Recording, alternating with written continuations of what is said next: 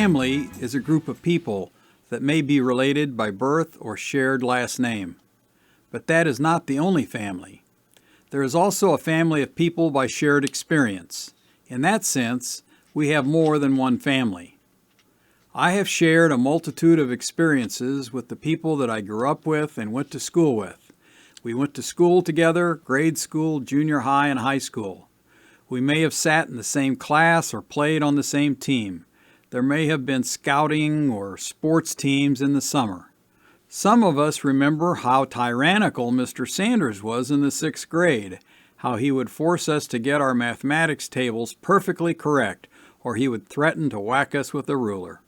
Some of us remember preseason freshman football, for the first time wearing all that gear and sweating in the hot August sun with hopes to get on the field and run roughshod over our opponents in the fall. Some of us remember that first kiss out in Fairview Park by the bikini tree, in Dad's car with WLS on the radio. But there are so many other experiences that this same group shared, the things that happened all around us as we grew up, and we shared those experiences as a family. For us, there was civil defense and the threat of nuclear attack and the drills in school. There was the Kennedy assassination, and then the assassinations in 1968. There was Vietnam, and the moon landing. There was music and longer hair, 8-track tapes, and bell-bottom jeans. Those great movies that came out in the late 60s and the early 70s. All of these experiences drew us together as a family because we experienced them ourselves and we observed how each other did so, and we talked and we argued and we joked and we thought about them together, sometimes calmly and sometimes not so calmly. But then after high school, there was this severance that occurred. Those of us who stayed in town or returned shortly after school or service, and those of us who moved away and stayed away. It was a divorce of sorts. We all knew the same town. We had spent maybe 18 years of our lives experiencing it together. Not one with everyone else, but one with many others that we came in contact with over and over. In our minds, we knew our schools, the downtown, the stores, the restaurants, the places to hang out, and the places to have fun, the lake, the drive-in theaters. In our minds, we knew that we had all grown up in a working man's town, and the railroad and the factories, and how busy the streets around the factories were at shift change. The smell of the factories, the dry cleaners that our classmates' families owned, the clothing store on El Dorado Street. For some of us, it was a good, solid town full of many good people, a nice place to live as adults and raise a family. For me, a chance to come back and work with my dad. For others, a chance to be surrounded by family and friends. For some, a chance to just be in a place that rings with familiarity.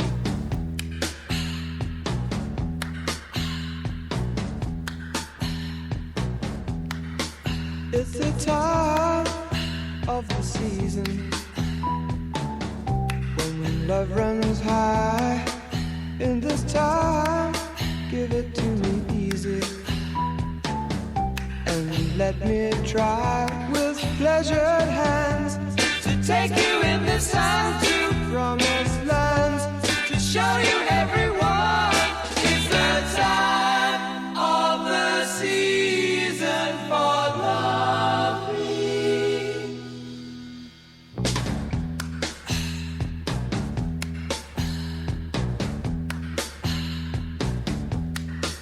What's your name? A town is nothing more than the sum of efforts of those who inhabit it.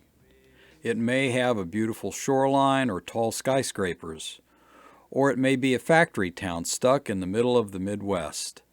The people who stay or come and work and live within its borders will determine the destiny of that town. Whether it is the last best place on the planet is a consequence of those people. You may be a culinary genius who opened a very fine restaurant, or you may possess brilliance in the fields of engineering and architecture and created magnificent buildings. You may have a very fine medical practice which tends to the needs of a different community. Those talents might have served the community in which you grew up.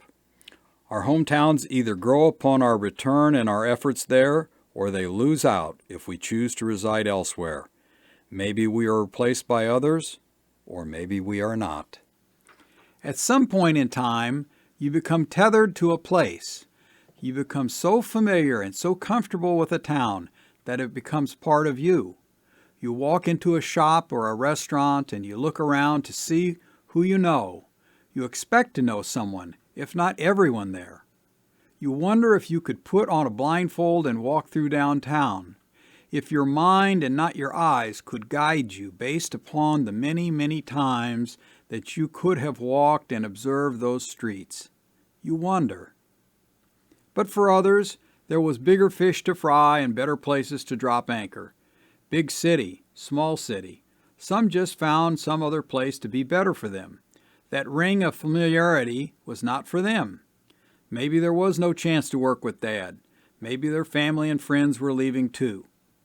For those who landed elsewhere, they were not so tethered to the town where we grew up. Over time, they formed many bonds of many different types. They come to call that elsewhere home. So over time, we were still the same family from our experiences, right up to adulthood, but now we lived in different places, and so we weren't quite that same family. And we got together, many of us, for class reunions, and every time we would discuss and enjoy talking about those shared experiences back when we were all a big family. But we were not a big family anymore. Some of us still townies, and some of us were not. You wonder why seeing old classmates appeals to some and doesn't to others. I suppose it may come down to expectations. We may create lesser expectations of others in our youth, and those lesser expectations remain. Or maybe we are bothered by others' lesser expectations of us. Either way, it reduces our desire to see old classmates. But then you come to realize that we sometimes live our lives in a tightly confined world where we thought that we knew others, but we really didn't. Curiosity is a door that can open and expand our world all the way to amazement. Those individuals that we grew up with are far more real and far more interesting than we had ever imagined. There are people that you hardly cared to talk to in high school, and now you find them enlightening. So a class reunion can be much more than an exercise of nostalgia. We can open the door of curiosity and learn about those people that we had taken for granted. And then we start to question, what else did we fail to see that was right before our very eyes?